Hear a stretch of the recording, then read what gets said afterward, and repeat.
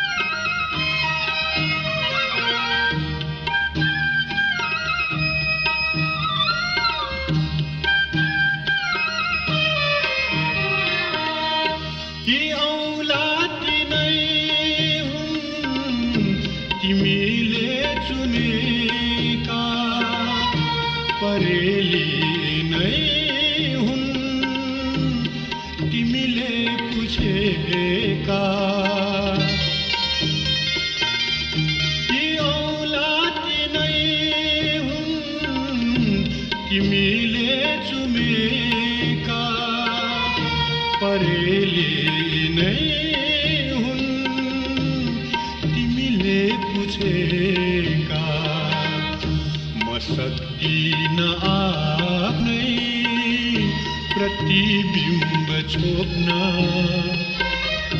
मसकिन छाती फुटाएर जोड्न यो सम्झिने मन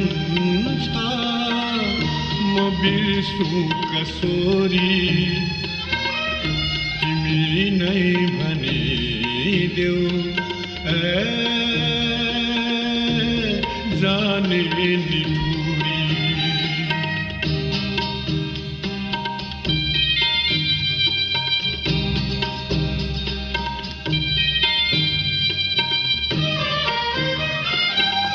स्वर्गीय श्री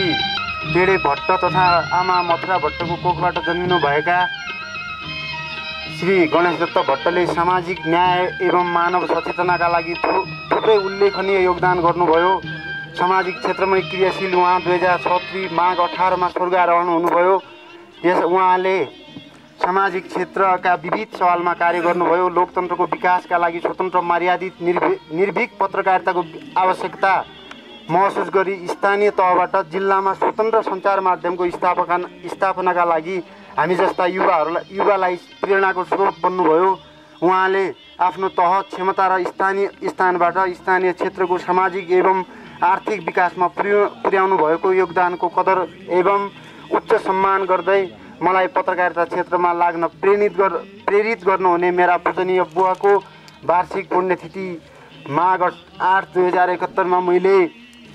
बुवाकै नामबाट श्री गणेश दत्त पत्रकारिता पुरस्कार स्थापना गर्ने निर्णय गरी श्री गणेश दत्त भट्ट पत्रकारिता पुरस्कार निर्देशिका 2071 तयार गरेको छु। मलाई निष्पक्ष स्वतन्त्र व्यावसायिक पत्रकारिता गरी आम नागरिकका चेतना अभिवृद्धि गर्ने प्रेरित गर्नुहुने स्वर्गीय बाबा स्थानीय स्तरमा सामाजिक क्षेत्रका लागि आदर्श व्यक्तित्व हुनुहुन्थ्यो। त्यसलाई हृदयङ्गम गरी मैले बाबाको नाममा पत्रकारिता मूल पेसाका रूपमा अपनाई यही पेसामा सक्रिय सुदूरपश्चिम कर्णाली लगायत अन्य क्षेत्रका पत्रकार एवं जिल्लाको पत्रकारिताको विकासका लागि निरन्तर लागिरहने व्यक्ति एवं संस्थालाई पुरस्कृत गर्ने उद्देश्यले श्री गणेश दत्त भट्ट पत्रकारिता पुरस्कार स्थापना गर्न गइरहेको छु। मलाई आज गौरव लागेको छ र सायद बैतडी जिल्लाको गौरवको कुरा पनि हो, बैतडी जिल्लाको एउटा गर्व गर्नुपर्ने कुरा पनि हो, जसमा सर्दै आफ्ना बुवाको पुण्यतिथिमा श्री गणेश दत्त भट्ट स्मृति पत्रकारिता जुन 1 लाख अक्षय कोषको स्थापना गरी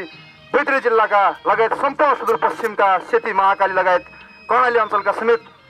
क्रियाशील संसारकर्मीहरूलाई प्रोत्साहन स्वरूप उहाँहरूको हौसला स्वरूप र उहाँको सम्मान स्वरूप जुन स्मृति पत्रकारिता पुरस्कारको आयोजना गरिएको छ, म सर्वप्रथम नेपाल पत्रकार महासङ्घको तर्फबाट र म व्यक्तिगत तर्फबाट म उहाँका सुपुत्रलाई म मुरी धन्यवाद र बधाई दिन चाहन्छु। उत्कृष्ट पत्रकारलाई पुरस्कार दिने पनि एउटा सिस्टम बसालेको छ। यो ज्यादै सराहनीय छ, यो प्रशंसनीय छ र ती पत्रकार महासङ्घका अध्यक्ष मित्रलाई म यो उच्च राम्रो शुभ अवसरको शुभ घडीमा उहाँलाई पनि म हार्दिक धन्यवाद दिन चाहन्छु। छैन उसको आँखा हो, जसको बल छैन उसको बल हो र जुन हामीले मतलब पोख्न सक्दैनौँ त्यो कुरा पोख्ने ऊ ठुलो पत्रकारिता र पत्रकारहरू महोदय म यति पनि भन्न चाहन्छु कि म पनि एउटा सानो कलाकार भएको हैसियतले पत्रकार महोदय र कलाकार भनेका हामीले यिनीहरूलाई केही पनि छैन, मात्र ताली हो। गणेश दत्त भट्टको वार्षिक पुण्यतिथि हिजो मात्रै सकिएको छ र उहाँले यस क्षेत्रमा पुर्याउनु भएको समाजसेवा यहाँहरूको अगाडि स्पष्ट छ। त्यो विषयमा मभन्दा यहाँहरू विशेष अझ बढी जानकार हुनुहुन्छ। उहाँको यस वार्षिक पुण्यतिथि सकिएको भोलिपल्टको सन्दर्भमा उहाँप्रति सर्वप्रथम म आदर गर्न चाहन्छु। सत्य, न्याय र यथार्थताको परिचयको रूपमा स्थापित जुन पत्रकार साथीहरूबाट हाम्रो पत्रकार महासङ्घ जिल्ला शाखा बैतडीको अध्यक्ष नरेन्द्र भट्टज्यूको आफ्नो पसिनाको श्रमको पसिनाबाट जुन सृजित श्रमको चाहिँ लाई एउटा चाहिँ समाजमा पत्रकारिताको क्षेत्रमा उल्लेखनीय योगदान पुर्याउने व्यक्तित्वहरूलाई सम्मानित गर्ने ध्येयका साथ यो जुन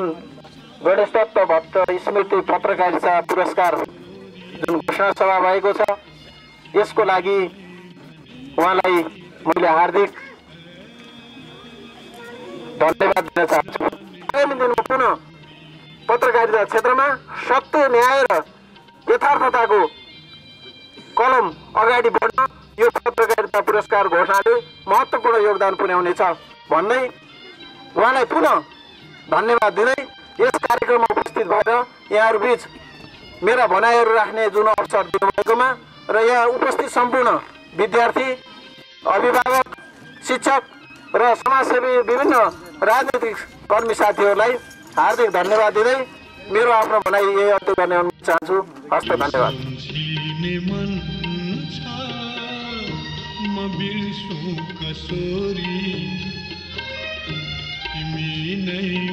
हाम्रो यो स्वर्गीय श्राद्ध गणेश दत्त भट्टको वार्षिक पुण्यतिथिको अवसर पारे हामीले यो सभा हिजै पनि हामीले गर्ने गरेका हौँ, तर हाम्रो यो कार्यक्रम टाइम नपुग्ने भयो हुनाले हाम्रो घरमा पनि काम परेको हुनाले हामीले गर्न सकेनौँ। यसमा यति लामो बाटो हिँडेर यस्तो जग्गामा